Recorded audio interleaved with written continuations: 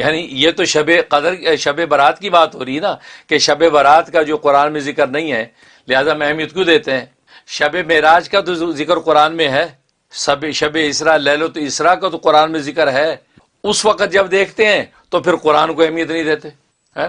اور وہ تو اللہ نے اتنی شد و مت سے ذکر کیا، سبحان الذی اسریٰ بعبدہ، پاک ہے وہ ذات جو لے گئی اپنے بندے کو لیلاً، رات کے مختصر وقت میں، من المسجد الحرام الی المسجد الاقصی، مسجد حرام سے مسجد اقصی تک، الذی بارکنا حولہ، جس کے ارد گرد وہاں ہم نے برکتیں نازل کر رکھی ہیں، لنریہ من آیاتنا، تاکہ ہم اس بندے کو یعنی محمد صلی اللہ علیہ وسلم کو جو ہے عظیم الشان اپنی نشانیاں دکھائیں۔ انہ هو السمیع البصیر، بے شک وہ اللہ تبارک و تعالی جو ہے خوب سننے والا دیکھنے والا ہے۔ اب آیت قرآنی میں کتنا واضح طور پہ اس رات کا ذکر کیا، یہ لیلۃ الاسراء، اسراء کی رات کا ہے، شب معراج ہے۔ اور جناب سورت جو ہے نجم کے اندر دنا فتدلی فکانا قاب قوسین او ادنا، وہ بندہ اللہ کے قریب ہوا، اتنا قریب ہوا کہ ایک دو تیر کمان کا فاصلہ رہ گیا۔ معراج کا ذکر کیا کہ آسمانوں پہ یہ قربت ہے بندے اور خدا کی ہے، اور وہاں یہ دیدار الہی ہو رہا ہے۔ تو قرآن جن راتوں کا کو اہمیت دیتا ہے تو اس کو دیکھ کے آپ قرآن کو اہمیت نہیں دیتے۔ وہاں ٹیچریں نکالتے ہیں کہ جی نہیں اس کے یہ مراد ہے وہ مراد۔ تو پہلے آپ اپنے کسی ٹھکانے پہ ہوں، آپ اپنا ایک ڈبل سٹینڈرڈ ہٹا کے ایک سٹینڈرڈ قائم کریں تو آپ کو سمجھ میں آئے گا نا۔ اب بقول آپ کے شب برات کا قرآن میں ذکر نہیں، لہٰذا ہمیں اہمیت نہیں دیتے، تو شب اسراء معراج کا تو ذکر ہے، اس کو تو پہلے اہمیت دے لیں آپ، ایک بات۔ دوسری بات یہ تو آپ کا زیوم ہے کہ قرآن میں اس کا ذکر نہیں ہے، لہذا ہم اہمیت کیوں دیتے ہیں؟ اصل میں بات یہ کہ اس میں شک نہیں، اس بارے میں جو اکابر مفسرین کے دونوں طرح کے اقوال ہیں، کیونکہ قرآن کریم میں دو جگہ پر ذکر کیا۔ ایک تو سورۃ دخان کے اندر فرمایا انا انزلناہ فی لیلۃ مبارکہ، بے شک ہم نے اس قرآن کریم کو لیلہ مبارکہ میں نازل کیا، یہ کہا۔ اور دوسری جگہ سورۃ قدر میں فرمایا انا انزلناہ فی لیلۃ القدر، وہاں لیلۃ القدر میں نازل فرمایا۔ تو یہاں پر جو ہے وہ جمہور مفسرین، جو اکثر مفسرین بے شک یہ کہتے ہیں کہ لیلہ مبارکہ سے مراد لیلۃ القدر ہے، لیلۃ القدر ہے، اور لیلۃ القدر رمضان میں آتی ہے، ٹھیک ہے نا، کیونکہ شہر رمضان الذی انزل فیہ القرآن، کہ رمضان کا مہینہ وہ ہے کہ جس میں قرآن نازل کیا گیا، اور وہاں کہہ دیا انا انزلناہ فی لیلۃ القدر، ہم نے قرآن کو نازل کیا لیلۃ القدر میں، تو معلوم ہے رمضان کے اندر جو رات آ رہی ہے لیلۃ القدر وہ مراد ہے، اس میں قرآن نازل کیا، ٹھیک ہے۔ تو یہ جمہور مفسر بے شک یہ کہتے ہیں کہ انا انزلناہ فی لیلۃ مبارکہ، جو کہا ہم نے برکت والی رات میں قرآن نازل کیا، تو وہ برکت والی رات تو لیلۃ القدر ہے، اور لیلۃ القدر رمضان میں آ رہی ہے، لہذا ان دونوں جگہوں پہ لیلۃ القدر مراد ہے، شب برات کا ذکر نہیں ہے، ٹھیک۔ لیکن ایک بہت بڑے مفسر، رئیس المفسرین، جو مفسرین کی بھی استاد امام اکرمہ رحمہ اللہ تعالی، علامہ سیوطی رحمۃ اللہ علیہ نے در منصور میں پوری سند کے ساتھ یہ ذکر فرمایا۔ وہ امام اکرمہ بہت بڑے آدمی ہیں، انہوں نے فرمایا کہ انا انزلناہ فی لیلۃ المبارکہ جو ہے نا، اس سے مراد لیلۃ البرات ہے، یعنی شب برات مراد ہے، اور انا انزلناہ فی لیلۃ القدر میں لیلۃ القدر مراد ہے۔ انہوں نے یہ بات کہی۔ ابھی اتنا بڑا آدمی بغیر دلیل اور بغیر بنیاد کی تو بات نہیں کرتا، تو انہوں نے یہ بات کہی۔ بے شک وہ جمہور کا قول کچھ اور ہے، لیکن بہرحال وہ ثابت کر رہے ہیں کہ بھئی یہ لیلہ مبارکہ مراد لیلۃ البرات ہے، شب برات مراد ہے، ٹھیک ہے نا۔ کیوں؟ اس لیے کہ یہاں پر کیا فرمایا کہ لیلہ مبارکہ برکت والی رات میں نازل کیا، اور فیہا یفرق من کل امر حکیم، کہ اس رات کے اندر جو ہے ہر حکمت والا کام جو ہے وہ بکھیر دیا جاتا ہے، تقسیم کیا جاتا ہے، یعنی فرشتوں کو تقسیم کیا جاتا ہے، ٹھیک۔ اب یہاں آپ اصل میں قرینے دیکھیں، ان میڈیا اسکال کو ویسے قرینے دیکھنے کا بہت شوق ہے، تو یہاں قرینہ دیکھیں، قرینے ایسے اختیار کیا اللہ تبارک و تعالیٰ نے کہ آپ کو ماننا پڑے گا کہ امام اکرمہ کی بات میں جان ہے، وزن ہے، بے وزن بات نہیں ہے۔ دیکھو سورۃ قدر جو ہے یہ 25ویں نمبر پر نازل ہوئی، نزول کے وقت بھی اس کا 25واں نمبر 25ویں نمبر پہ نازل ہوئی، اور اس میں اللہ تبارک و تعالیٰ تفصیل سے بیان کر دیا انا انزلناہ فی لیلۃ القدر، ہم نے اس قرآن کو لیلۃ القدر میں اتارا۔ وما ادراک ما لیلۃ القدر، تجھے کیا معلوم کہ لیلۃ القدر کیا ہے؟ اور ایمفسائز کر رہے ہیں لیلۃ القدر خیر من الف شہر، لیلۃ القدر جو ہے یہ 1000 مہینے کی عبادت سے افضل ہے، یہ صاف صاف بتا رہے ہیں۔ اس رات میں کیا ہوتا ہے؟ تنزل الملائکۃ والروح فیہا بِإِذْنِ رَبِّهِمْ کہ نازل ہوتے ہیں فرشتے اور روح الامین یعنی حضرت جبرائیل الصلوۃ والسلام ہیں اللہ کے جو ہے وہ احکامات اذن کے ساتھ اور ہر امر اور تدبیر حکم کو لے کر. اب دیکھو اس کے اندر پوری ڈیٹیل سے بیان کر دیا کہ یہ رات لیل القدر ہے اور وہاں نزول ملائکہ ہوتا ہے. اور یہ سورت جو ہے دخان یہ 64ویں نمبر پہ نازل ہوئی، 64 64ویں نمبر، 25 کے بعد 64ویں نمبر پہ یہ نازل ہوئی. اس میں اللہ فرماتے انا انزلناہ فی لیلۃ المبارکہ کہ ہم نے نازل کیا اس قرآن کو لیلہ مبارکہ میں. اور اس کے اندر جو ہے آگے فرمایا فیہا یفرق، اور یہ رات کیسی ہے؟ فیہا یفرق من کل امر حکیم. فرمایا کہ یہ رات، اس رات کے اندر کیا کیا جاتا ہے؟ اس کے اندر وہ حکمت والے امر جو فرشتے لے کے اترے تھے لیلۃ القدر میں، کہا جو اترتے ہیں وہ حکمت والے جو امور تھے وہ تقسیم کیے جاتے ہیں فرشتوں میں، یفرقو بکھیرے جاتے ہیں، تقسیم کیے جاتے ہیں. تو یہاں دیکھو آپ کو دو عنوان ملے، ایک وہ احکام الہی کی تقسیم، ایک وہ احکام الہی کی تنزیل. ٹھیک، تو دیکھو ظاہر ہے کہ جب کسی حکم نامے کو بادشاہ نے نافذ کرنا ہوتا ہے تو پہلے اس کی لکھوا کے مور لگا کے وزیر کے حوالے کرتا ہے نا. اب وزیر اپنے کارندوں کو دیتا ہے، کرندے لے کے اب اس کو ملک میں نافذ کرتے ہیں. تو پہلے وہ چیز تیار کی جاتی ہے، لکھی جاتی ہے، مور کی جاتی ہے، فیصلہ کیا جاتا ہے، اب آگے نازل کیا جاتا ہے نا، سیدھا ڈائریکٹ تو نہیں کیا جاتا. اب اللہ اصل میں یہ ترتیب بتا رہا ہے کہ یہ انا انزلناہ فی لیلۃ مبارکہ، یہ برکت والی جو رات ہے نا، اس میں وہ جو احکام الہی دنیا کے اندر جو سال بھر ہونے ہیں وہ ان کو تیار کر کے لکھ کے وہ تقسیم کر دیے گئے فرشتوں میں. لو بھائی یہ احکامات فلاں کے، یہ اتنا، یہ اس سال مرے گا، یہ جیے گا، یہ مرے گا، یہ جیے گا، یہ حج کرے گا، یہ اتنے نیک اعمال کرے گا اور اس کا اتنا رزق اتارا جائے گا. ساری ترتیب پورے سال کی بنا کے وہ سارے کے حوالے کر دی جاتے. فیصلے جو حوالے کر دی جاتے ہیں تو لیلۃ القدر بھی آتی ہے تو وہاں تنزیل ہو رہی ہے، تنزل اتر رہی ہو فرشتے، جی کوئی فرشتے اتر کے وہ تدبیر کر دیتے ہیں. تو یہ تو بالکل درایت اور عقل و دانش بھی کہتی کتنی ترتیب کے ساتھ قرآن نے یہ بات بیان کر دی. ایک جگہ تقسیم ہو رہی ہے فیصلوں کی اور ایک جگہ اس کی جو تنزیل ہو رہی ہے نازل کر دیے. تو دونوں میں کوئی آپس میں تضاد نہیں ہے.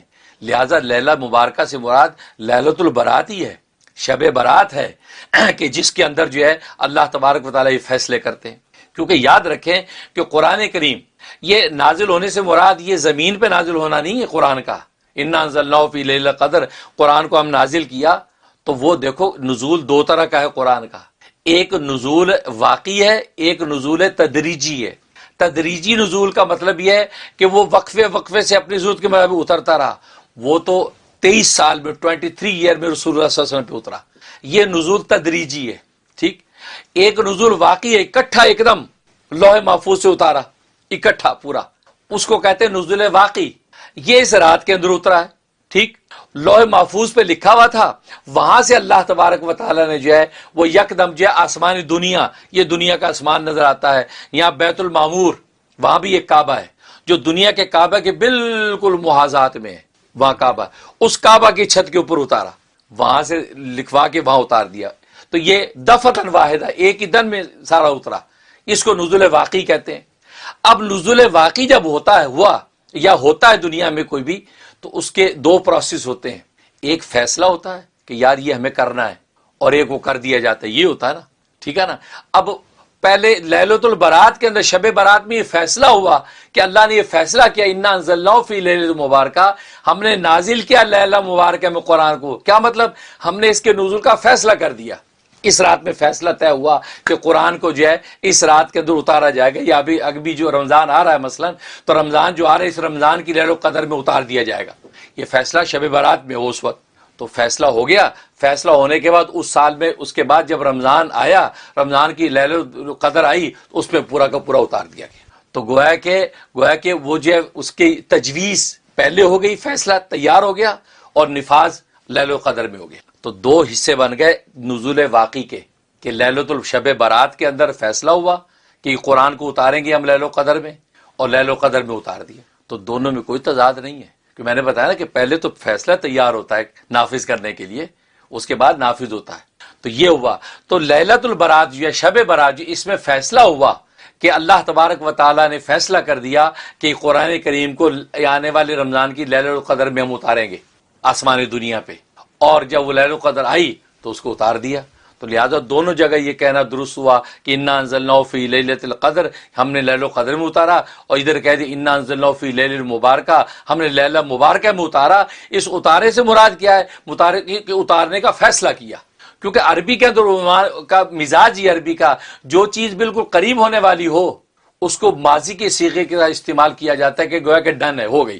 جیسے دنیا میں نہیں کہتے جی ٹھیک ہے یہ ڈیل ڈن ہو گئی، حالانکہ ڈیل ڈن نہیں ہوئی، ڈن تو پاس کا صیغہ یوز کر رہے ہیں، ابھی تو آگے پروسیس ہونا ہے نا، بالکل۔ تو ڈیل ڈن، تو جو بالکل کنفرم ہو جائے تو اس کو ڈیل ڈن بولتے ہیں۔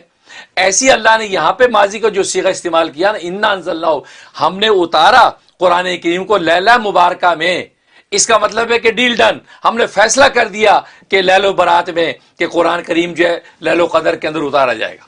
تو دونوں میں کوئی تضاد نہیں۔ لہٰذا امام اکرمہ کا یہ کہنا کہ لیلہ مبارکہ سے شب برات مراد ہے جس میں تقسیم امور ہو رہے ہیں، تو بالکل کامن سینس ہے اور بالکل درست ہے، اور اس کی تائید حدیثوں سے مل رہی ہے، اور ایک دو حدیث نہیں، 17 صحابہ 17 صحابہ سے حدیث سے منقول ہے، اور جس کے اندر صحیح حدیثیں بھی ہیں، جس میں حسن بھی ہیں، حسن لغیری بھی ہیں۔ یعنی جو ضعیف حدیثوں کو تہمت لگا کے لوگ دھوکہ دیتے ہیں، بس ضعیف حدیثوں کا تو اصول یہ ہے کہ آپ نے جس اصول پر ان کو ضعیف کہا ہے، اسی اصول حدیث میں یہ بھی اصول ہے کہ اگر تعدد طرق و سندیں کئی ہوں تو ضعیف جو ہوتی ہے وہ حسن لغیری بن جاتی ہے۔ تو جو حدیثیں صحیح بھی ہوں، حسن لذاتی بھی ہوں، حسن لغیری بھی ہوں، اور 17 صحابہ سے منقول ہوں، ان حدیثوں کے ساتھ اکرمہ کی جو تفسیر ہے اس کی تائید بھی ہو رہی ہے، تو قرآن سے شب برات ثابت ہو رہی ہے۔ آپ اپنے الزام میں سمجھو کہ قرآن میں شب برات کا ذکر نہیں ہے، کیسے ذکر نہیں ہے؟ انا انزلناہ فی لیلۃ مبارکہ۔ لہٰذا اس لیے امام و اکرمہ نے فرمایا کہ یہ جو ہے نا اس سے مراد شب برات ہے، شب برات، اور شب برات جس کے اندر اللہ تبارک و تعالیٰ جو برات بری کرنے کو کہتے ہیں، اس رات میں اللہ تبارک و تعالیٰ جو ہے وہ جہنم سے بندوں کو بری کرتے ہیں۔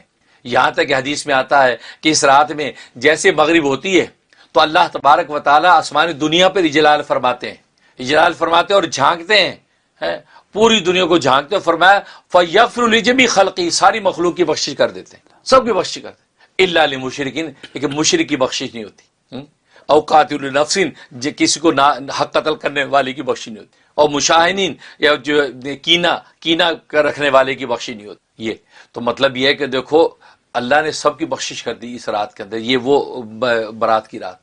تبھی نبی کریم صلی اللہ علیہ وسلم فرماتے ہیں فلاں قبیلہ جس قبیلے کے کتنے مویشی ہیں، ان مویشیوں کے بالوں کی مقدار آج کی رات اللہ بخشش کرتے ہیں، یہ وہ رات ہے۔ اس لیے حضرت علی رضی اللہ تعالیٰ سے روایت منقول ہے، فرمایا کہ اس رات میں عبادت کرو اور دن کا روزہ رکھو، اس کے روزے کی فضیلت ہے۔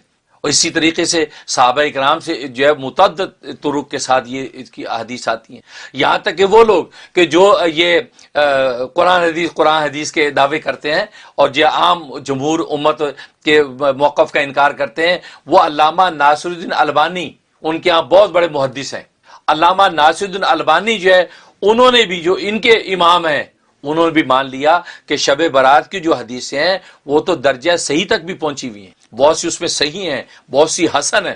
تو جب آپ کے ابا جی مان رہے ہیں بھائی، آپ کو ماننے میں اب کیا ہے؟ اب ایسے موقع پہ ابا جی سے کان کتراتے ہیں، ایسا نہیں۔ اب آپ انصاف کریں، جب ہر جگہ ان کو لاتے تو پھر آپ یہاں بھی مانیں، چپ کر کے کہیں۔ اور پھر دوسری بات یہ کہتا ہے اور شب برات بدعت ہے، بدعت ہے۔ جب آپ ہر دلیل قرآن حدیث سے لیتے ہیں تو پھر قرآن حدیث سے ہمیں یہ بھی بتا دیں کہ کہاں کسی نبی نے کس حدیث میں کہہ دیا کہ شب برات بدعت ہے، یا کس صحابی نے آپ کو کہہ دیا کہ شب برات بدعت ہے۔ تو آپ بھی اپنے اس قول پہ کوئی قرآن حدیث سے دلیل پیش کریں نا، آپ اپنی عقل استعمال نہ کریں یہاں پہ، ٹھیک ہے نا۔ تو کہنے کا مقصد یہ بڑی بابرکت رات ہے سمجھ۔ اور جب بھی دیکھو وہ عنوان دیکھو کیسے، وہاں لیلہ مبارکہ کہا اس کو، برکت والی رات۔ اس میں کہنے میں راز ہے کہ برکت والی رات اس لیے کہا کہ دیکھو یہ رات کے اندر ایسا بہترین فیصلہ ہوا نزول قرآن کا، یہ اس کی برکت کی علامت ہے کہ اس کی برکات اب تم دیکھو گے کہ لیلۃ القدر میں قرآن نازل بھی ہو جائے گا۔ سبحان اللہ۔ تو برکت کا عنوان ہی ہے، وہاں لیلۃ القدر کے لیے برکت کا عنوان استعمال نہیں کیا، وہاں تو قدر کا، قدر و منزلت کے فیصلے ہوں گے، وہاں تو تمہیں قرآن مل گیا، وہاں تو تمہاری منزلت قدر بڑھ گئی، برکتیں تو اب پیچھے سے اسٹارٹ ہیں۔ تو گویا کہ دیکھو برکت کا عنوان اختیار کر کے بھی اشارہ کر دیا کہ شب برات مراد ہے کہ جس کے اندر یہ فیصلہ ہو رہا ہے۔ اور جب ظاہر ہے کہ جب ایسے فیصلے ہوتے ہیں تبھی مبارک فوراً دیتے ہیں، جی کانگریچولیشن، مبارک، ماشاءاللہ جی مبارک، بڑا اچھا فیصلہ ہوا، اب وہ امپلیمنٹ ہو رہا ہے۔ تو یہ تو برکت کا عنوان ہے ہی شب برات کے ساتھ۔ اس لیے جو ہے یہ ماننا چاہیے اور یہ پوری درایت اور دانش کے ساتھ انسان کو سوچنا چاہیے کہ قرائن ایسے استعمال کر رہا ہے قرآن کہ لیلہ مبارکہ سے مراد جو ہے شب برات ہے، اور پھر صحیح اور حسن حدیثیں اس کی تائید کر رہی ہیں، تو آپ کو انکار کی تو گنجائش ہی نہیں ہے۔ اس لیے اس بابرکت جو ہے رات سے نفع اٹھانا چاہیے۔ یہ جو ہے امت کے اندر ایک بہت بڑا جو ہے کہتے ہیں کہ بہت بڑا جو ایک دھوکہ ہے کہ ایسی بابرکت راتوں سے جو ہے وہ محروم کرتے ہیں۔ دیکھو یہ 3 مہینوں کے بارے میں نبی نے خود فرمایا کہ رجب شہر اللہ، رجب اللہ کا مہینہ ہے، شعبان و شہر، شعبان میرا مہینہ ہے، اور رمضان و شہر امتی، رمضان میری امت کا مہینہ ہے، ٹھیک۔ اور حدیث میں آتا ہے، صحیح حدیثوں میں فرمایا کہ جیسے رجب آتا تھا آپ دعا کرتے اللہم بارک لنا فی رجب و شعبان، یا اللہ ہمارے رجب اور شعبان میں برکت نازل کر دیجیے، وبلغنا رمضان، ہمیں رمضان تک پہنچا دیجیے۔ کیا بات ہے، ان 3 مہینوں کی کیا خصوصیت ہے بھائی؟ ایک کو اللہ کا مہینہ بنا دیا، ایک کو رسول اللہ کا مہینہ بن گیا، ایک امت کا، باقی کسی مہینوں کے بارے میں کوئی ایسی بات نہیں کی۔ ان کی بات کرنے کی وجہ کیا ہے؟ ان کو اتنی اہمیت کیوں ہے؟ ان مہینوں کی اہمیت راتوں کی وجہ سے، کیونکہ یہ بات تو آپ مانتے ہیں کہ رمضان کی اہمیت اس کے رات لیل القدر کی وجہ سے ہے، لیلۃ القدر کی وجہ سے رمضان کی اہمیت کہ سارے مہینوں کا سردار بن گیا۔ اب پیچھے شعبان کو غور کریے، شعبان کی اہمیت کیوں؟ آپ ڈھونڈیں گے تو آپ کو ایک رات ہی ملے گی کہ وہ رات کی وجہ سے، وہ لیلۃ البرات، شب برات، اس کی وجہ سے شعبان کی اہمیت ہے۔ ورنہ آپ ہمیں وجہ اہمیت بتا دیں، شعبان کی اہمیت کس وجہ سے؟ پھر سوائے اس کی کام کو ماننا پڑے گا کہ شب برات اس کے اندر ہے، تبھی اللہ نے اس کو اہمیت دی کہ نبی کا مہینہ قرار دیا۔ پھر آپ رجب پہ آ جائیں کہ یار رجب کو اللہ کا مہینہ کہ اس میں کون سی بات؟ آپ کو ماننا پڑے گا اس میں بھی ایک رات ہے جس کو شب معراج کہتے ہیں، اس کی وجہ سے شب جو رجب کی اہمیت ہے، اس کو اللہ کا مہینہ، کہ معراج میں اللہ کی طرف سفر ہوا، اللہ نے اس کو اپنا مہینہ بنا دیا بہت ہے۔ اور شعبان جو ہے رسول اللہ صلی اللہ علیہ وسلم چونکہ وہاں سے وہ عبادت لے کے آئے تو شعبان اگلا مہینہ نبی کا بنا دیا، اور پھر امت کے لیے جو لے کے آئے تھے قرآن تو فرمایا کہ یہ جو ہے وہ آپ کو جو ہے لیلۃ القدر، وہ رمضان جو امت کا مہینہ بنا دیا۔ تو لیلۃ القدر کی وجہ سے رمضان کی اہمیت ہے، تو پھر آپ کو ماننا پڑے گا شعبان اور رجب میں بھی کوئی وجہ اہمیت موجود ہے۔ اگر ہماری اہمیت کو وجہ اہمیت نہیں مانتے، آپ اپنی وجہ بتائیے۔ پھر آپ کو ماننا پڑے گا اس میں شب برات ہے، اس وجہ سے اس کی اہمیت ہے، اس میں شب معراج، اس وجہ سے اس کی اہمیت۔ سبحان، ویری ویل۔ تو لہٰذا اس وجہ سے یہ دھوکے میں نہ ڈالیں امت، نادان امت کو کہ اوقات ضائع نہ کریں، یہ قیمتی لمحات ہیں۔ اللہ آسمان دنیا پر حدیث میں آتا ہے، آ جاتا ہے، اور مغرب کے وقت سے آ جاتا ہے، اور صبح صادق تک یہ وہاں سے پکار آتی رہتی ہے، حل من مستغفر فاغفر لہ، ہے کہ تم میں سے بخشی مانگنے والا میں اس کو بخش دوں، حل من مسترزق فارزق لہ، ہے کہ تم میں سے رزق مانگنے والا میں اس کو رزق دے دوں، حل میں مبتلا فعافیہ ہو، ہے کوئی کسی مصیبت میں مبتلا میں اس کو عافیت دے دوں، اللہ قضا اللہ قضا۔ حدیث میں فرمایا کہ اللہ انسانوں کی ہر ضرورت کا نام لے کے پکارتے ہیں، کھلی کچہری لگی ہوئی ہے، آپ مغرب کے بعد سے مانگنا شروع کر دیں آپ کو ملنا شروع ہو جائے گا، اور یہ انکار کی کوئی گنجائش نہیں۔ ایسی رات ہے فرمایا کہ بس موٹے موٹے گناہ، یہ گناہوں والے جو محروم ہیں کہ اگر وہ توبہ کر لیں ان کے گناہ بھی معاف۔ تو یہ تو وہ بخشش کی رات ہے، کیوں؟ اس لیے کہ اگر رمضان آ رہا ہے کہ امت تمہارا مہینہ آگے آ رہا ہے، تو وہاں اس مہینے میں انٹر ہونے سے پہلے اللہ ہمیں غسل توبہ کا موقع دے رہا ہے۔ یہ غسل توبہ کا موقع ہے، آج کی رات غسل توبہ کر لو، شفاف ہو جاؤ، اور اچھے اگر ایسے اچھے ہوئے کہ کوئی میل نہ رہا تو جیسے رمضان شروع ہوگا تو رحمت کا عطر تم پہ چھڑک دیں گے، تبھی پہلا عشر رحمت کا ہے۔ اور اگر ذرا کچی پچی توبہ ہوئی، کچھ میل رہا، تو پہلے 10 دن کے اندر میل اور صاف ہوگا تو دوسرے عشرے میں تمہاری بخشش ہو جائے گی۔ اگر اور ہی گندے آلودہ ہوئے تو تیسرے عشرے تک جب پہنچو گے اس وقت تک کافی صاف ہو جاؤ گے، تو عتق من النار، جہنم سے بری کرنے کا پروانہ جاری کر دیں۔ تو کتنی عمدہ ترتیب، عقل و درایت سے کام لیں تو پورا قرآن سمجھ میں آتا ہے۔ اس لیے اس کے لیے عدل و اعتدال ضروری ہے۔ انسان جب عدل و اعتدال کے ساتھ زندگی گزارتا ہے، یہی مطلوب ہے، تاکہ اس کے اندر اللہ تبارک و تعالی جو بہیمیت رکھی ہے اس بہیمیت کے بھی حق کو ادا کرتا رہے، اس کے اندر جو قدوسیت رکھی ہے اس قدوسیت کی بھی حق کو ادا کرتا رہے۔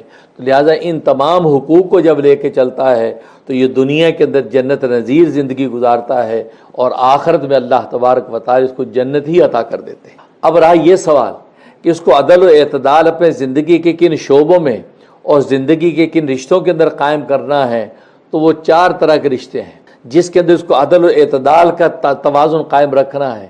رشتے تو قائم ہوں گے لیکن اس عدل و اعتدال کے ساتھ، پہلا بندے کا رشتہ اپنے خدا کے ساتھ، بندے کا اپنے خدا کے ساتھ رشتہ، اس کے اندر عدل مطلوب۔ دوسرا، بندے کا خود اپنی جسم اور نفس اور جان کے ساتھ رشتہ، اس کے اندر عدل مطلوب، اور تیسرا اس بندے کا اپنی روحانیت کے ساتھ ایک رشتہ، اس کے اندر عدل مطلوب، اور چوتھا اس بندے کا اپنے سے ہٹ کر دوسری مخلوق کے ساتھ جو ایک رشتہ ہے اس کے اندر عدل مطلوب ہے۔ تو گویا کہ یہ 4 طرح کے شعبے ایسے ہیں کہ جس کے اندر انسان کے لیے عدل مطلوب ہے۔ پہلا اللہ تبارک و تعالیٰ کے ساتھ اس کا تعلق، اس کے اندر عدل مطلوب، اور ظاہر اللہ تبارک و تعالیٰ کے ساتھ جو اس کا تعلق ہے وہ عبادت کا ہے۔ چنانچہ اللہ تبارک و تعالیٰ کے ساتھ عبادت کے اندر بھی اعتدال کی ضرورت ہے، وہاں بھی عدل کی ضرورت ہے۔ چنانچہ عدل اور اعتدال کے ساتھ وہ اللہ تبارک و تعالیٰ کی عبادت کرے، اس کے اندر غلو کا شکار نہ ہو۔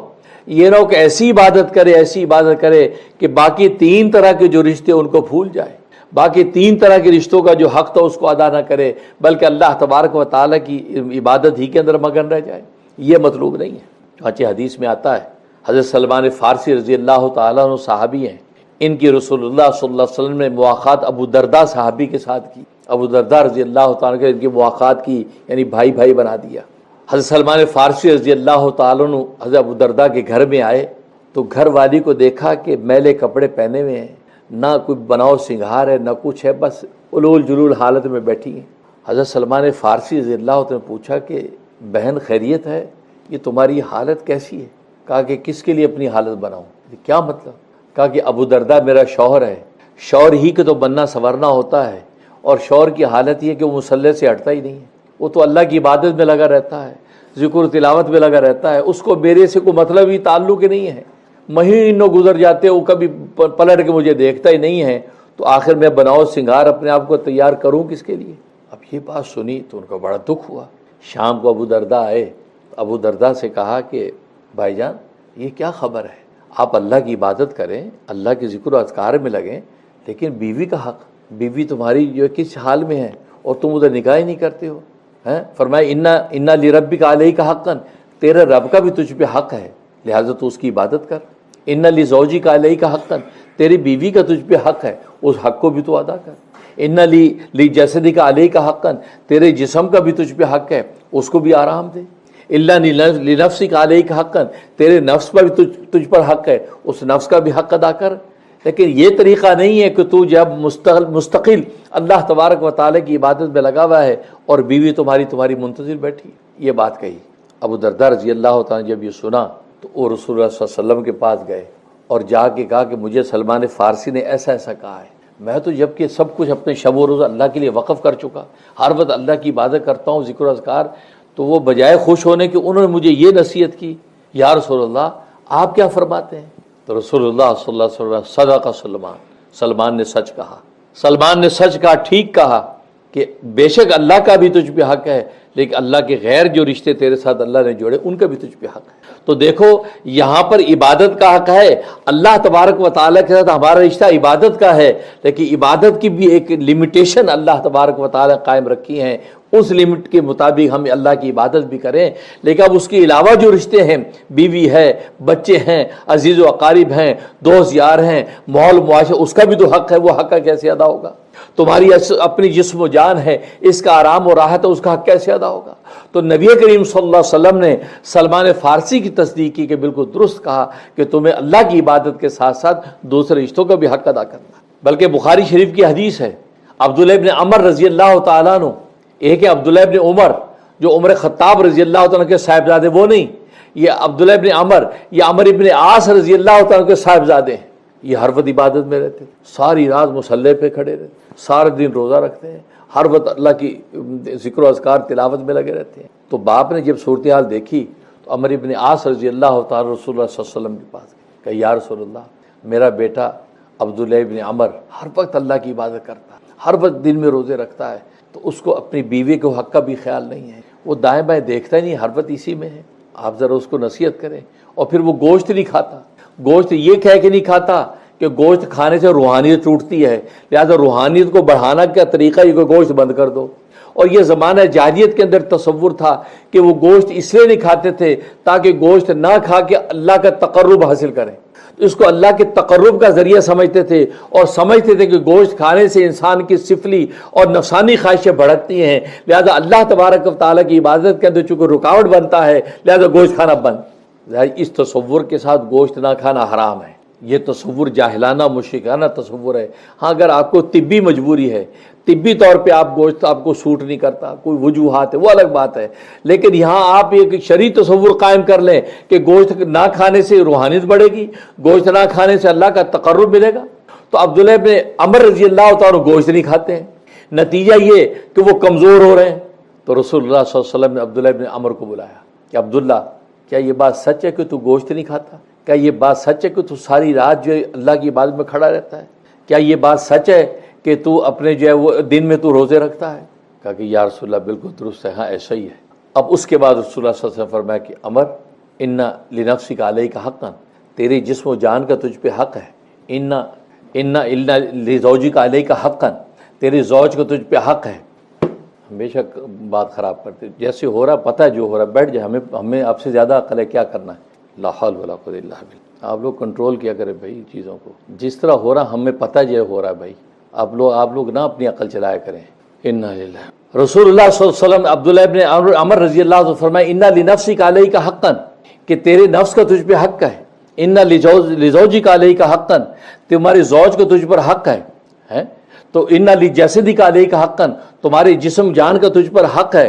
تو گویا کہ فرمایا کہ تو ان کے حق کو بھی ادا کر، اور فرمایا کہ اگر تو گوشت نہیں کھائے گا اور نیند پوری نہیں کرے گا، تیری آنکھیں اندر گڑ جائیں گی اور تیری ہڈیاں جو ہے پنجر بن جائیں گی، تو کمزور ہو جائے گا۔ لہذا یہ تمام حقوق اللہ تبارک و تعالیٰ تجھ پہ رکھے ہیں، تو ذات کے 3 حصے بنا، ایک حصے کے اندر تو اپنے جسم کو آرام دے، ایک حصے کے اندر اپنے زوج کا حق ادا کر، ایک حصے کے اندر اللہ کے سامنے مصلی میں کھڑا ہو۔ اور روزہ فرمایا میرے طرح روزہ رکھا کر، میں جیسے روزے رکھا کرتا ہوں مجھے پتا ہے، میں جیسے روزے رکھتا ہوں کہ میں کیا کرتا ہوں کہ میں کبھی روزہ رکھتا بھی، کبھی افطاری بھی کرتا ہوں، لیکن تو مسلسل روزے رکھے چلا جا رہا ہے۔ تو رسول اللہ صلی اللہ علیہ وسلم نے عبداللہ ابن عمر کو ڈانٹا۔ اس کا مطلب یہ ہے کہ جسم و جان کا بھی حق ہے۔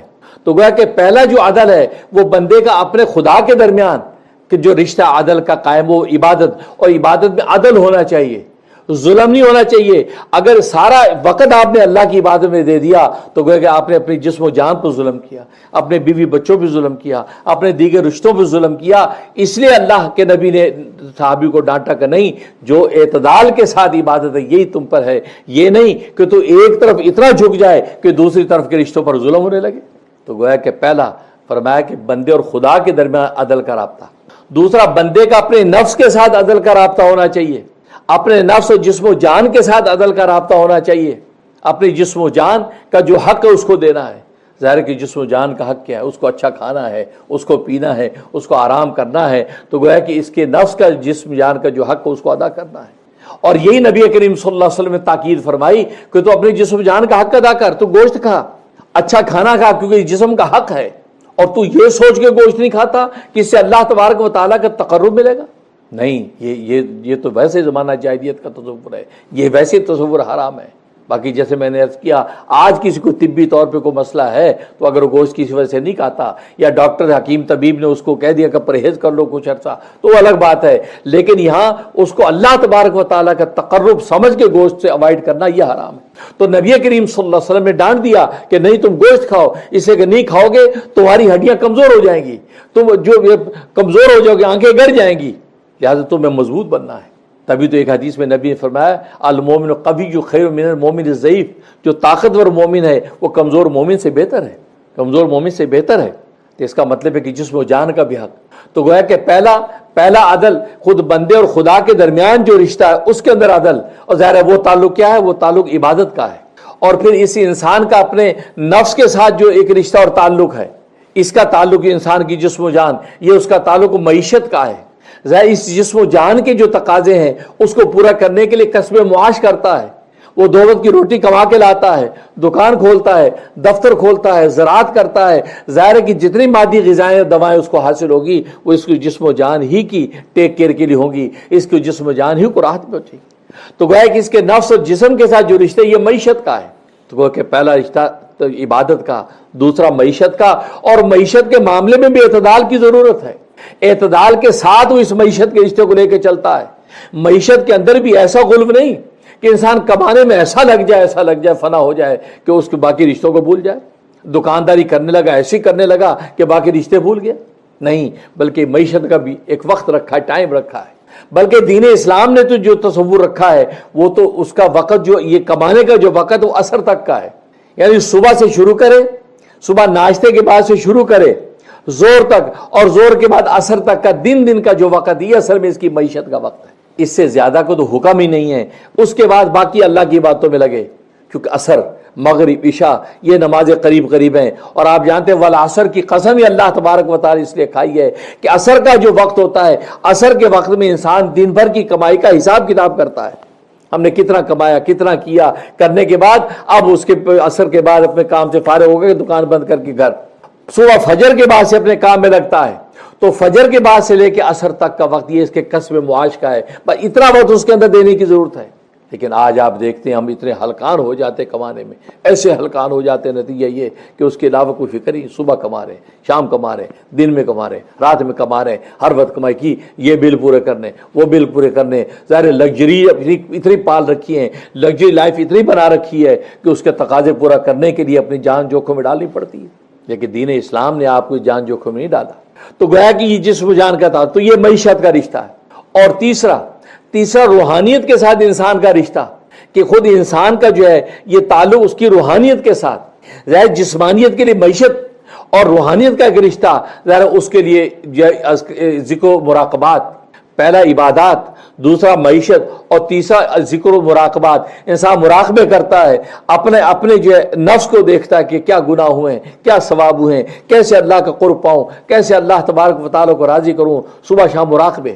پھر ذکر و اذکار، اپنی زبان سے ہر وقت اللہ تبارک و تعالیٰ کو یاد کرتا ہے، تو گویا کہ یہ جب حق ادا کرتا ہے تو اس کی روحانیت وہ اس کے اندر جلا پیدا ہوتی ہے، اس کی روحانیت روشن ہوتی ہے۔ الا بذکر اللہ تطمئن القلوب، کہ قرآن کریم میں اللہ تبارک و تعالی اس حقیقت کو بتا دیا کہ دلوں کا اطمینان اگر حاصل کرنا ہے تو خبردار سن لو وہ اللہ کے ذکر میں ہے۔ معلوم کہ اللہ کی یاد اور اللہ کے ذکر یہ تمہارے اندر دلوں کا اطمینان پیدا کرتا ہے۔ تمہاری باقی ظاہری معیشت، ظاہری لگژری لائف، ظاہری سامان راحت، یہ سامان راحت تمہیں سامان راحت تو ہے، یہ راحت نہیں دے سکتے۔ راحت اللہ تبارک و تعالیٰ کی یاد اور ذکر دیتے ہیں۔ یہ سامان راحت تو انسان مال و دولت سے اکٹھا کر سکتا ہے، محلات تو بنا سکتا ہے، گاڑیاں خرید سکتا ہے، پوشاکیں لے سکتا ہے، یہ سب سامان راحت ہیں، لیکن ضروری نہیں کہ سامان راحت کی وجہ سے آپ کو راحت بھی مل جائے۔ بڑے بڑے بادشاہ، بڑے بڑے مالدار، اندر جو ہے ان کے بے چینی کی آگ لگی رہتی ہے، بظاہر سامان راحت بہت ہے، لیکن ایک جھونپڑے کے اندر بیٹھا درویش، اور درویش فقیر اللہ، ایک اللہ کا ولی جھونپڑے میں بیٹھا، اس کے دل کے اندر جنت کی ہوائیں چلتی ہیں، بظاہر سامان راحت نہیں ہے، لیکن راحت اللہ نے اس کو عطا کر رکھی ہے، کیونکہ تعلق مع اللہ کی وجہ سے راحت اس کو مل گئی ہے۔ تو کہنے کا مقصد یہ ہے کہ یہ انسان جب اس عدل کے ساتھ چلتا ہے، ہر ایک کے حق کو ادا کرتا چلتا ہے، تو اللہ تبارک و تعالی اس کو دنیا میں جنت نظیر زندگی عطا کرتا ہے۔ اور چوتھا بندے کا اپنے سے ہٹ کر دوسری مخلوقات کے ساتھ تعلق، اس کے اندر عدل مطلوب ہے۔ ظاہر ہے کہ انسان کے علاوہ اس کے عزیز و اقارب ہیں، اس کے علاوہ اس کے اجنبی غیر ہیں، اس کے محلے دار ہیں، اس کے شہر والے ہیں، گویا کہ اس کے علاوہ دیگر جتنی مخلوقات ہیں، حیوانات ہیں، جمادات ہیں، نباتات ہیں، معدنیات ہیں، جنات ہیں، ملائکہ ہیں، تو گویا کہ یہ ساری کی ساری مخلوقات کا جو آپ کے ساتھ رشتہ ہے، اس کے اندر اعتدال کی ضرورت ہے۔ اور ظاہر یہ جو رشتہ یہ خدمات کا ہے، سب سے پہلے عبادات کا رشتہ اللہ تبارک و تعالیٰ کے ساتھ، اس کے بعد آپ کے اپنے نفس کے ساتھ رشتہ معیشت کا، اس کے بعد تیسرا آپ کی روحانی کا رشتہ یہ ذکر و مراقبات کا، اور چوتھا دیگر مخلوقات کے رشتہ خدمات کا، ان کے ساتھ خدمت کا آپ کا تعلق، ان کی خدمت، اس کا ٹیک کیئر کرنا، ان کا خیال کرنا، ان کی خدمت کرنا، ان کو راحت پہنچانا۔ تو گویا کہ اپنے قول سے، اپنے فعل سے، اپنے حال سے، اپنے عمل سے، کسی بھی طریقے سے، اپنے مال سے، کسی بھی طریقے سے ہو سکے دوسری مخلوقات کی خدمت کرنا، تو یہ خدمات کا رشتہ۔ تو یہ 4 طرح کے رشتے جس کے اندر اعتدال مطلوب ہے، عدل مطلوب ہے۔ اور اللہ تبارک و تعالیٰ نے اس آیت میں جو میں نے خطبے میں تلاوت کی ہے، یہ سورۃ النحل کی آیت نمبر 90 ہے، اس میں اللہ تبارک و تعالی نے 6 چیزیں ذکر کی ہیں، 6 چیزیں، اور یہ اللہ تبارک و تعالی نے پورے عالمی ایک ایسا پروگرام ذکر کیا ہے کہ جس میں پورے عالم کی اصلاح ہو سکتی ہے۔ पूरे आलम का इस्लाही प्रोग्राम अल्लाह तबारक व तआला इस आयत के अंदर जिक्र किया और 6 चीजें जिक्र कर दी। फरमाया अगर ये इंसान इंफरादी सतह में, इज्तिमाई सतह में, रियासी सतह में, बैनुल अक़वामी सतह में अगर इन 6 चीजों के पूरे प्रोग्राम को ठीक ठीक लेकर चलता रहे तो दुनिया के अंदर अल्लाह तबारक व तआला जन्नत जैसी जिंदगी उसको अता कर दे। और उसमें पहली चीज क्या है? अदल। फरमाया इन्नल्लाह यअमुरु, बेशक अल्लाह तबारक व तआला हुक्म देता है बिल अदल, अदल का अदल तवाज़ुन और इत्तिदाल का हुक्म देता है। और जैसे मैंने अर्ज किया कि वो अदल किस चीज के अंदर हो, 4 चीज मैंने बताई कि बंदे का अपने खुदा के साथ अदल, बंदे का अपने नफ्स के साथ अदल, बंदे का अपनी रूहानियत का अदल, बंदे का अपने से हटकर दूसरी मखलूक़ात के साथ अदल। तो गोया कि 4 तरह की मखलूक़ात दुनिया में नजर आती हैं, उनके साथ जब इंसान अदल का रिश्ता कायम करता है और जुल्म नहीं करता तो नतीजा क्या है? अल्लाह तबारक व तआला दुनिया में जन्नत रज़ी जिंदगी अता कर देती। लेकिन अगर उस पर अदल नहीं करता, किसी भी निस्बत से वो अपने जिस्म जान को नुकसान पहुंचाता है, या ये अपने जिस्म जान पर इतना गलबा कर लिया कि बहीमत गालिब आ गई, या रूहानियत ने गालिब कर ली कि मादियत को छोड़ दिया। नहीं, दीन इस्लाम ने एक ऐसा ज़ाब्ता दिया है कि ला रहबानियत फिल इस्लाम, इस्लाम में रहबानियत नहीं है कि तुम दुनिया छोड़कर जंगलों के अंदर चले जाओ, बल्कि रब्बानियत फिल इस्लाम, इस्लाम में रब्बानियत है। इसी दुनिया में रहकर रब्बानी बन के रहे, अपने रब का बंदा बन के रहे, इसी दुनिया के अंदर रहकर अपने रब को याद करे। इस दुनिया के जो है वो जो रंगीन खाने के अंदर वो इस तरह गुजर जाता है कि वो उसकी रंगीन खाने पे निगाह नहीं होती। जैसे ख्वाजा मजूब कहते हैं, दुनिया में रहता हूँ तलबगार नहीं हूँ, दुनिया में रहता हूँ तलबगार नहीं हूँ, बाजार से गुजरा हूँ खरीदार नहीं हूँ। तो क्यों? इसलिए कि दुनिया चीज़ ऐसी कर अपनी रंगनी में ऐसी लपेट लेती है कि इंसान दूसरी तो निगाह नहीं उठा सकता। इसलिए अदल चाहिए। दुनिया को बिल्कुल मना नहीं कर दिया, बल्कि दूसरे मुकाम पे अल्लाह फरमाते वला तंसा नसीबका फिद दुनिया, अपने दुनिया का जो हिस्सा अल्लाह ने तुम्हारे लिए उतारा उसको भूलो नहीं, उसको हासिल करो। तुम्हारी दौलत है, तुम्हारी सरवत है, तुम्हारी ताकत है, तुम्हारी हुकूमत है, तुम्हारा ओहदा है, तुम्हारी राहत है, ये दुनिया की जो अल्लाह तबारक व तआला हिस्से तुम्हारे लिए उतार दिए उसको भी हासिल करो। ये नहीं कि निरी इबादत में लग जाओ, ये नहीं कि निरी खिदमत में लग जाओ, नहीं, बल्कि हर चीज इत्तदाल के साथ। बल्कि हज़रत इब्राहीम अलैहिस्सलातु वस्सलाम सूरत आला में सूफ़ इब्राहीम व मूसा, इब्राहीम और मूसा के सहीफ़ों के अंदर भी अक़ल और हिदायत की बातें हैं। तो अबू ज़र ग़िफ़ारी रज़ी अल्लाह तआला अन्हु ने और रसूलुल्लाह सल्लल्लाहु अलैहि वसल्लम से पूछा, या रसूलुल्लाह, सूफ़ इब्राहीम व मूसा में क्या है, इब्राहीम अलैहिस्सलातु वस्सलाम के सहीफ़ों में क्या है? आपने फरमाया कि उसमें एक नसीहत ये लिखी हुई है कि फरमाया कि अपने औकात को 4 में तकसीम करो, अपने दिन भर के औकात को 4 चीज़ों में तकसीम करो। फरमाया पहली इबादत, दूसरी मईशत, तीसरी लज्जत, चौथी मुआशरत। फरमाया कि 4 हिस्सों में से एक हिस्सा अल्लाह की इबादत के लिए वक्फ कर दो कि ये अल्लाह की इबादत का है, दूसरा हिस्सा मईशत के लिए वक्फ कर दो, कस्बे मुआश, रोजी रोटी कमाओ, और तीसरा हिस्सा लज्जत के लिए वक्फ कर दो। लज्जत का मतलब अच्छा खाओ, अच्छा पियो, सैर तफरी करो, राहत लो, नींद लो, अपनी नफसानी ख्वाहिशात के लिए जायज़ और हलाल रास्ते से जिमा और सोबत करो। फरमाया कि ये इंसान की ये इसकी लज्जत, तो अपनी लज्जत की जिंदगी का हिस्सा कायम रखो, उससे गिव अप नहीं करो, वो भी तुम्हारी जिंदगी का हिस्सा है। अच्छा खाने को जी, अच्छा खाओ, अच्छा पियो, घूमो फिरो, हलाल बीवी के साथ जो है अटकेलियां करो। फरमाया कि लज्जत।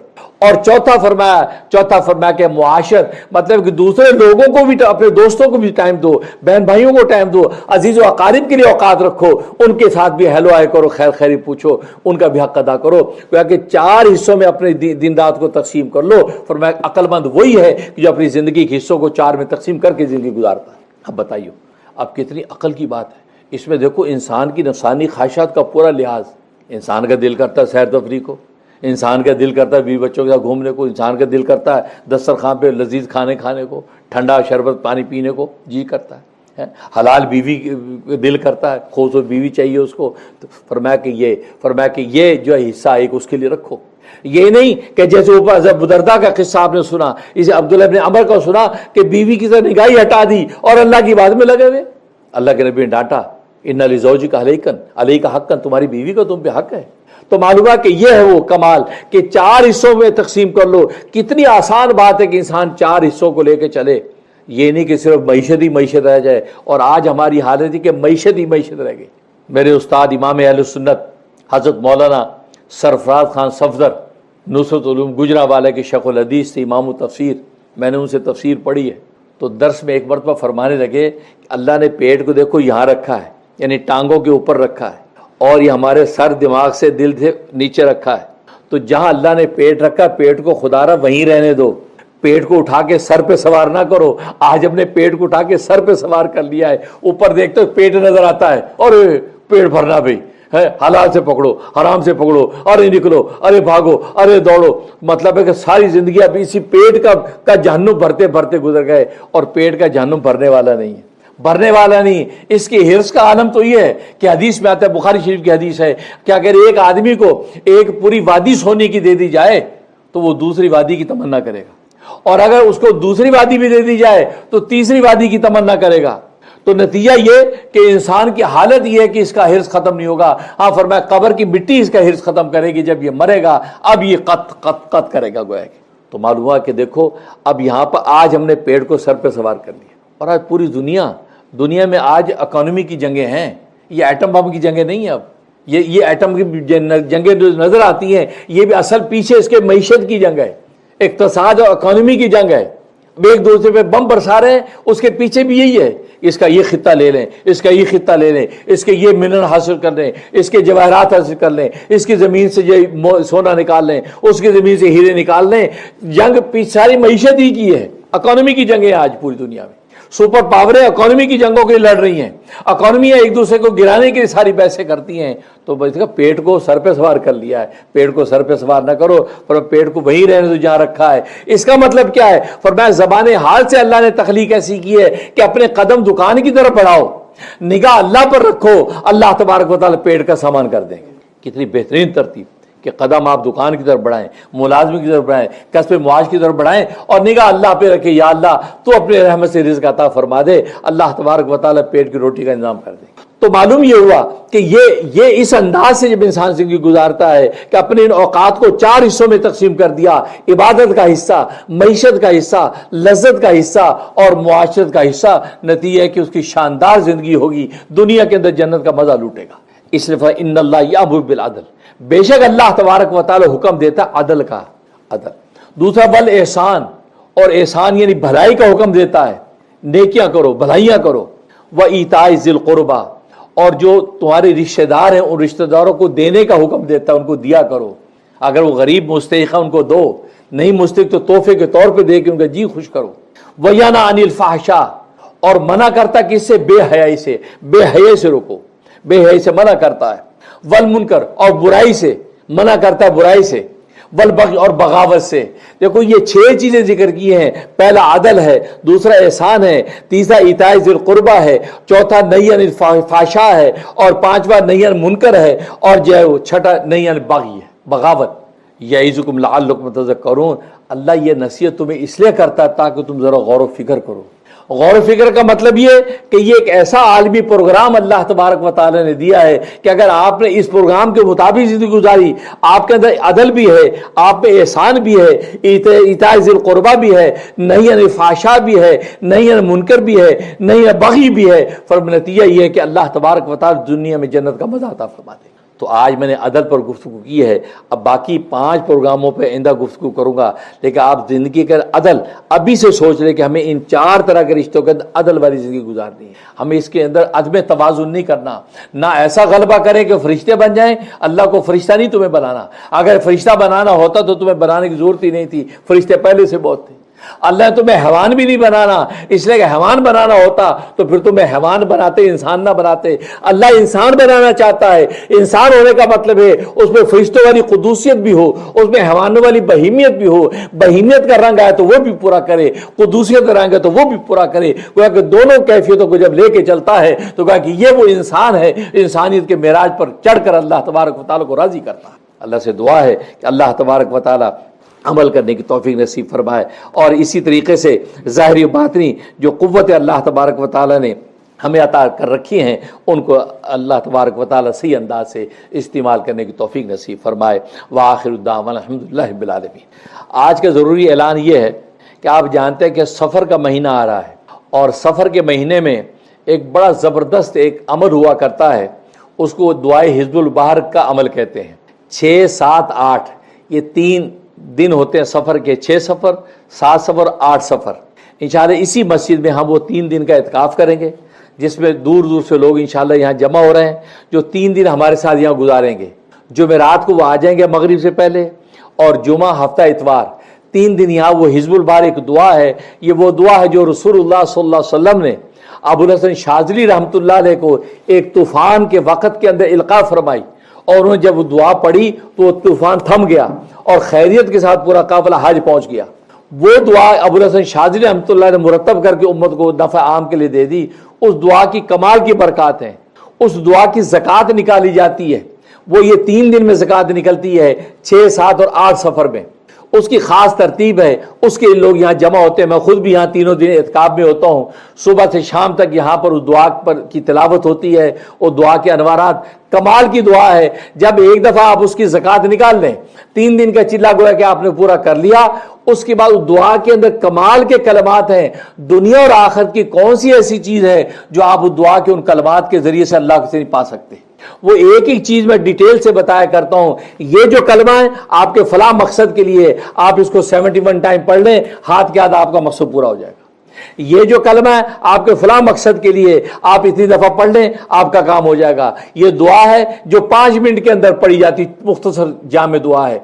तो उसका जो है इंशाल्लाह हमारे ये हिज़्बुल बार का जो है वो इत्काफ़ होने वाला है। नाजरीन और हाजरीन जो दुनिया भर से सुन रहे हैं और दुनिया भर से लोग आ भी रहे हैं अल्हम्दुलिल्लाह, तो मतलब जिनको के इल्म में नहीं है वो इरादा कर लें। वैसे भी वीकेंड है, जुमा, हफ्ता, इतवार 3 दिन की बात है, पता भी नहीं चलता। और यहाँ खाना पीना, रहना, बिस्तर, पानी सब हम आपको मुहैया करेंगे।